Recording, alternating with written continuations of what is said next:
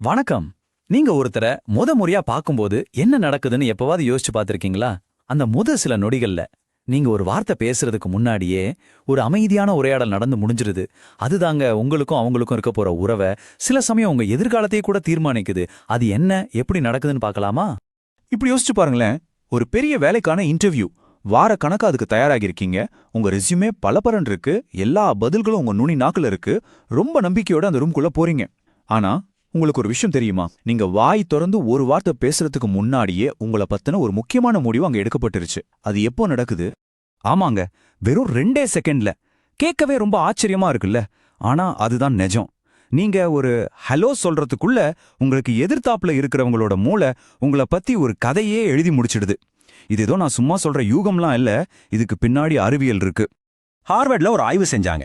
அதுல என்ன பண்ணாங்கன்னா, ஒரு ப்ரொஃபஸரோட 10 செகண்ட், 5 செகண்ட், அப்புறம் வெறும் 2 செகண்ட் மியூட் பண்ண வீடியோவை ஸ்டூடெண்ட்ஸ் கிட்ட காட்டினாங்க.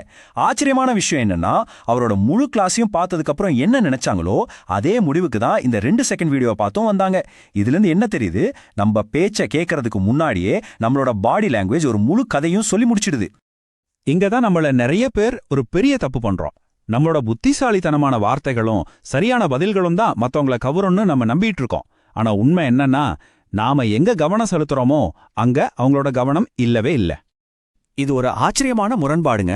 பாருங்க, நாம சரியான வார்த்தைகளை தேடி நம்ம மூளைக்குள்ள ஒரு பெரிய போரே நடத்திட்டு இருப்போம். ஆனா அதே நேரத்துல அவங்க நம்மள அமைதியா ஸ்கேன் பண்ணிட்டு இருப்பாங்க. நம்மளோட பாடி லாங்குவேஜ், நம்மளோட எனர்ஜி, நம்மளோட உணர்ச்சிகள், இதெல்லாம் தான் அவங்க படிச்சுட்டு இருக்காங்க. நாம ஒரு மொழியில பேச அவங்க முற்றிலும் வேறொரு மொழிய கவனிச்சிட்டு இருக்காங்க. சரி, இந்த மாதிரி வேகமா ஒருத்தரை எடை போடுறதுங்கிறது இப்போ ஏதோ கெட்ட பழக்கம்லாம் கிடையாது. இது நம்ம மூளையில ரொம்ப ஆழமா பதிஞ்சிருக்கிற ஒரு பழங்கால பாதுகாப்பு மெக்கானிசம். இதுக்கு பேரு சோஷியல் ஸ்கேனிங். இது நம்ம முன்னோர்களுக்கு உயிர் வாழ்றதுக்கான ஒரு கருவியா இருந்திருக்கு. யோசிச்சு பாருங்க, காட்டுல வாழும்போது ஒரு புதுசா வர்ற நபர் நண்பரா இல்ல எதிரியான்னு நொடி பொழுதுல தீர்மானிக்கணும். அந்த பழைய காலத்து பாதுகாப்பு சாஃப்ட்வேர் இன்னைக்கும் நம்ம மூளையில ஓடிட்டு தான் இருக்கு. நாம் ஒருத்தரை பார்க்கும்போது நம்மளோட ஆழ் மனசு ஒரு ரகசிய செக்லிஸ்ட் வச்சிருக்கு. அது இந்த 3 கேள்விகளை தான் கேக்குது. 1, இவர் நண்பரா இல்ல எதிரியா, இவர் நம்பலாமா? 2வது, இவர் ஒரு வின்னரா இல்ல லூசரா, இவரால நமக்கு ஏதாவது பிரயோஜனம் இருக்கா? 3வது, இவர் நம்ப ஆளா இல்ல வேற ஆளா, நமக்கு விசுவாசமா இருப்பாரா? இந்த 3 கேள்விகளுக்கான பதில் தான் நம்மளோட முதல் அபிப்பிராயத்தையே உருவாக்குது. ஓகே, நம்ம மூளையை ஏன் இப்படி ஸ்கேன் பண்ணுதுன்னு இப்ப நமக்கு தெரியும். ஆனா எந்தெந்த பாடி லாங்குவேஜ் விஷயங்கள்லாம் இந்த பெரிய முடிவுகள் எடுக்க தூண்டுதுன்னு இப்ப பார்க்கலாம். விஷயம் கைகள். நம்ம முன்னோர்கள் ஒருத்தர்கிட்ட ஆயுதம் இருக்கான்னு தெரிஞ்சுக்க முதல்ல அவங்க கையை தான் பார்ப்பாங்க. அந்த பழக்கம் இன்னிக்கும் தொடருது. அதனாலதான் கைகளை மறைச்சு வச்சிருந்தா அது ஒரு அவநம்பிக்கையை உருவாக்குது. அதே சமயம் திறந்த கைகள் நான் பாதுகாப்பானவன், என்கிட்ட மறைக்க ஒண்ணுமில்ல அப்படிங்கிற சிக்னலை கொடுக்குது. அடுத்தது உங்க போஸ்டர், அதாவது நீங்க நிக்கிற விதம். நீங்க நிமிர்ந்து நம்பிக்கையோட நிக்கும்போது அது உங்க திறமையையும் ஸ்டேட்டஸையும் காட்டுது. ஆனா நீங்க கூனி குறுகி நின்னீங்கன்னா அது உங்களுக்கே உங்க மேல நம்பிக்கை இல்லைங்கிற மெசேஜ மத்தவங்களுக்கு அனுப்பிடும். இது ரொம்ப ரொம்ப முக்கியமான ஒரு பாயிண்ட். பொருத்தம். அதாவது உங்க வார்த்தைகளும் உங்க பாடி லாங்குவேஜும் ஒரே மாதிரி இருக்கா? யோசிச்சு பாருங்க. நான் ரொம்ப சந்தோஷமா இருக்கேன்னு இறுக்கமான முகத்தோட சொன்னா யார் நம்புவா? உங்க பாடி லாங்குவேஜ் தான் உண்மையை பேசும். இந்த மாதிரி ஒரு முரண்பாடு இருந்தா இங்க ஏதோ சரியில்லை, இவங்க எதையோ மறைக்கிறாங்கன்னு மத்தவங்களுக்கு ஒரு உள்ளுணர்வு ஏற்படும். அது உடனே நம்பிக்கையை உடைச்சிடும். இந்த சோஷியல் ஸ்கேனிங் ஒரு சூப்பர் பவர் மாதிரி தான் தெரியுது. ஆனா அதுல சில பெரிய சிக்கல்களும் இருக்கு. இது ஒரு 2 பக்கமும் கூர்மையான கத்தி மாதிரி. இந்த ஸ்லைட்ல அந்த 2 பக்கத்தையும் பாருங்க.